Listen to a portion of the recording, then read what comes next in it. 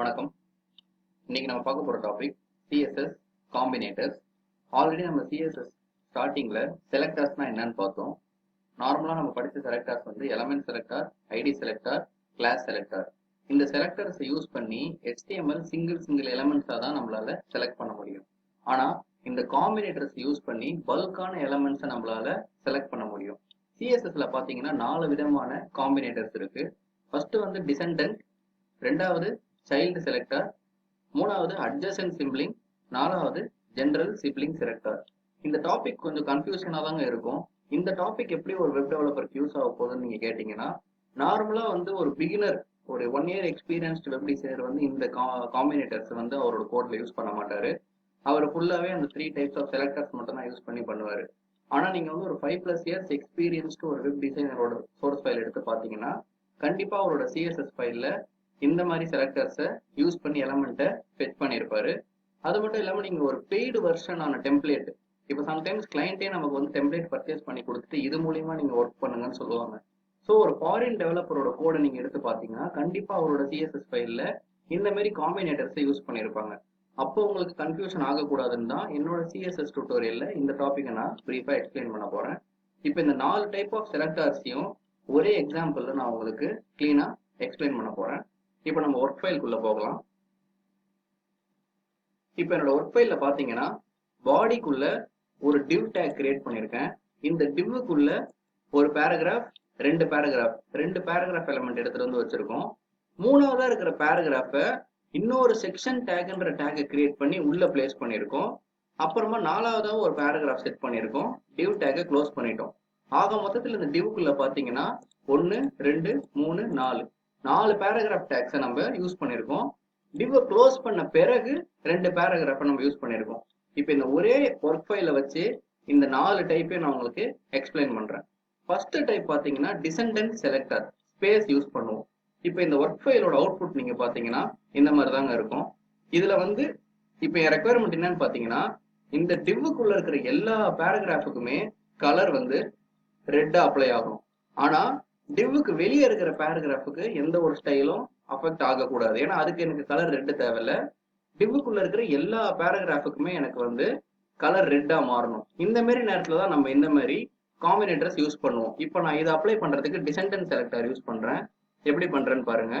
நான் இப்போ internal style sheet use பண்றேன். அதாவது என்னோட HTML டாக்குமெண்ட்லயே ஹெட் டேக்குள்ள ஸ்டைல்ன்ற ஒரு டேகை யூஸ் பண்ணி அங்க ஸ்டைல் கொடுக்குறேன். அதனாலதான் இதை நம்ம இன்டர்னல் ஸ்டைல் ஷீட்னு சொல்றோம். இப்போ நம்ம டிசெண்டன்ட்டை பண்ண போறோம்.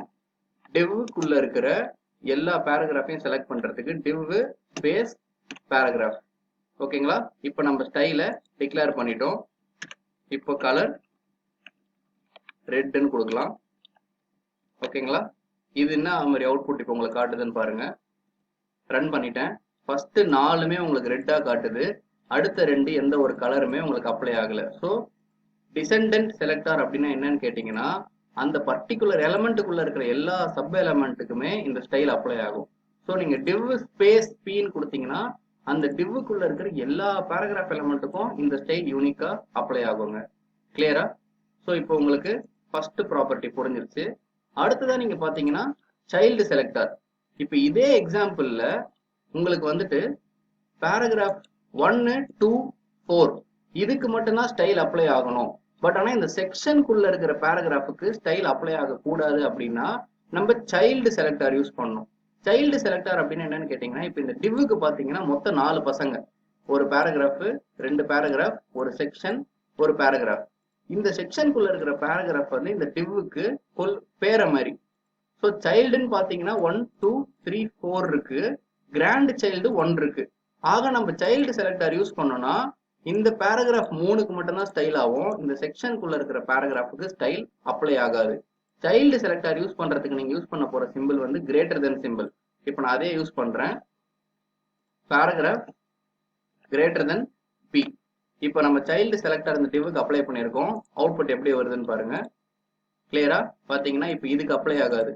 இப்போ உங்களுக்கு ஸ்டைல் அப்ளை ஆயிருக்கிறது வந்து பேராகிராஃப் 1, பேராகிராஃப் 2 அண்ட் பேராகிராஃப் 4. ஏன்னு பாத்தீங்கன்னா இந்த 1 2 4 தான் இந்த டிவ்வோட சைல்டு. ஆனா இந்த செக்ஷனுக்குள்ள இருக்கிற இந்த பேராகிராஃப் டிவ்வோட கிராண்ட் சைல்டு. ஸோ உங்களுக்கு சைல்டு செலக்டர் பத்தியும் இந்த எக்ஸாம்பிள்ல கிளீனா புரிஞ்சிருக்கும். மூணாவது வெரைட்டி நீங்க பாத்தீங்கன்னா adjacent sibling selector.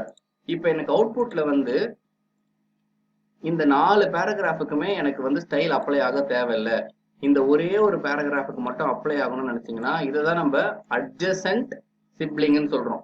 இந்த டிவ்வுக்கு இவர் தான் adjacent. ஏன்னா இந்த டிவ் முடிஞ்சு வர்ற பேராகிராஃப்ல இதுதான் ஃபர்ஸ்ட் adjacent பேராகிராஃப். ஸோ இப்போ நம்ம adjacent அப்ளை பண்ணி பார்க்கலாம். adjacent அப்ளை பண்றதுக்கு பிளஸ் சிம்பிள் யூஸ் பண்றோம். ஸோ பிளஸ் அப்ளை பண்ணிட்டோம். div பிளஸ் பி அப்படின்னா இந்த டிவ்வுக்குள்ள இருக்கிற பேராகிராஃப் எல்லாத்தையும் விட்டுட்டு இந்த டிவ் முடிஞ்ச பிறகு வர்ற ஃபர்ஸ்ட் பேராகிராஃபுக்கு இந்த ஸ்டைல் அப்ளை ஆகணும்ன்றதாங்க adjacent சிப்ளிங். இப்போ நான் ரெஃப்ரெஷ் பண்றேன். பாத்தீங்களா, அந்த adjacent சிப்ளிங்க்கு மட்டும்தான் ஸ்டைல் அப்ளை ஆயிருக்கு. ஏன்னா இந்த div முடிஞ்ச பிறகு வர்ற ஃபர்ஸ்ட் பேராகிராஃப் இதுதான். ஏன்னா அதை தான் நம்ம இங்க ஸ்டைல டிக்ளேர் பண்ணியிருக்கோம், div பிளஸ் பி அப்படின்ட்டு. கிளியரா? அடுத்தது நீங்க பாத்தீங்கன்னா லாஸ்ட் வெரைட்டி ரொம்ப சிம்பிளானது, ஜெனரல் சிப்ளிங். ஜெனரல் சிப்ளிங்னா இந்த div தாண்டி வர்ற எல்லா பேராகிராஃபுக்குமே இதே ஸ்டைல் அப்ளை ஆகணும்ன்றது தான் ஜெனரல் சிப்ளிங்னு சொல்றோம். ஜெனரல் சிப்ளிங்க்கு நீங்க யூஸ் பண்ண போற சிம்பிள் வந்து டில்ட் சிம்பிள். இந்த டில்ட் சிம்பிள் நீங்க நிறைய பேர் இப்ப கீபோர்ட்ல தேடிட்டு இருப்பீங்க. இது எங்க இருக்கும்னா மேல உங்களுக்கு 1 2 3 இருக்கும்ல, அந்த நம்பர்ஸுக்கு லெஃப்ட் கார்னர்ல எஸ்கேப் பட்டன் கீழே பாத்தீங்கன்னா இந்த சிம்பிள் இருக்கும். ஸோ ஷிஃப்ட்டையும் அந்த பட்டனையும் பிரஸ் பண்ணீங்கன்னா உங்களுக்கு டில்ட் சிம்பிள் வந்துடும். இது நீங்க கொடுக்கறதுனால என்ன நம்ம கொடுக்குறோம்னா div ஜெனரல் சிப்ளிங் பேராகிராஃப். அதாவது இந்த டிவ்வை தாண்டி வர்ற எல்லா பேராகிராஃபுக்குமே எனக்கு இந்த ஸ்டைல் அப்ளை ஆகணும். இப்போ பாத்தீங்கன்னா இந்த டிவ்வை தாண்டி எத்தனை பேராகிராஃப்ங்க இருக்கு? பேராகிராஃப் 3, பேராகிராஃப் 4, இது 2 தான் இருக்கு, which is not in div. So இந்த டிவ்வை தாண்டி இருக்கிற இந்த 2 பேராகிராஃபுக்கு மட்டும் இந்த கலர் அப்ளை ஆகும். பாருங்க, ஆயிருக்குங்களா?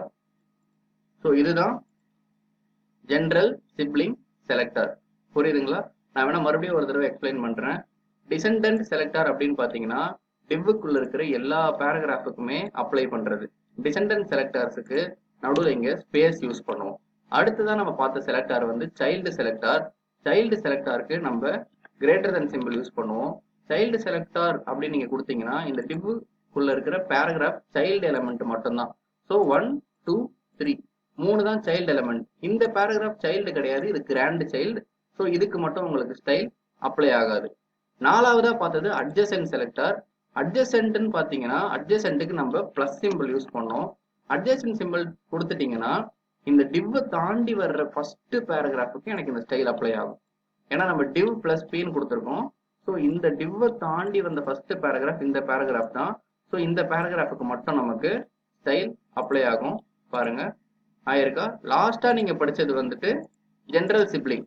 டிவ்வை தாண்டி வர்ற எல்லா பேராகிராஃபுக்குமே இந்த ஸ்டைல் அப்ளை ஆகணும்ன்றது. இதுக்கு நம்ம டில்ட் சிம்பிள் யூஸ் பண்ணுவோம். ஸோ ஷிஃப்ட் எஸ்கேப் கீழே இருக்க பட்டன் பிரஸ் பண்ணீங்கன்னா இது வந்துடும். ஸோ இந்த சிம்பிள் யூஸ் பண்ணீங்கன்னா இந்த டிவ்வை தாண்டி வர்ற எல்லா பேராகிராஃபுக்குமே நம்ம கொடுத்துருக்க ஸ்டைல் அப்ளை ஆகும். ஆயிருக்குங்களா? இது ரொம்ப கன்ஃபியூஷனான டாபிக்ங்க. ஸோ 1க்கு 2 தடவை இந்த வீடியோஸை நீங்க திருப்பியும் பாருங்க. அப்பதான் உங்களுக்கு இந்த 4 டைப்புமே நல்லா புரியும். இந்த 4 டைப்புமே கண்டிப்பா ஒரு இன்டர்வியூ கொஸ்டின்ல இருக்கும். நீங்க ஒரு சீனியர் டெவலப்பர் போஸ்ட்டுக்கு அப்ளை பண்றீங்கன்னா கண்டிப்பா இந்த மாதிரி ஒரு எக்ஸாம்பிள், ஒரே எக்ஸாம்பிள்ல இந்த 4 செலக்டர்ஸையும் உங்களை எக்ஸிக்யூட் பண்ணி காட்ட சொல்லுவாங்க. அதனாலதான் இந்த டாபிக் நான் நடத்தினேன். இந்த டாபிக் நிச்சயமா உங்களுக்கு புரிஞ்சிருக்கும்னு நினைக்கிறேன். மீண்டும் அடுத்த வீடியோல சந்திக்கலாம். நன்றி, வணக்கம்.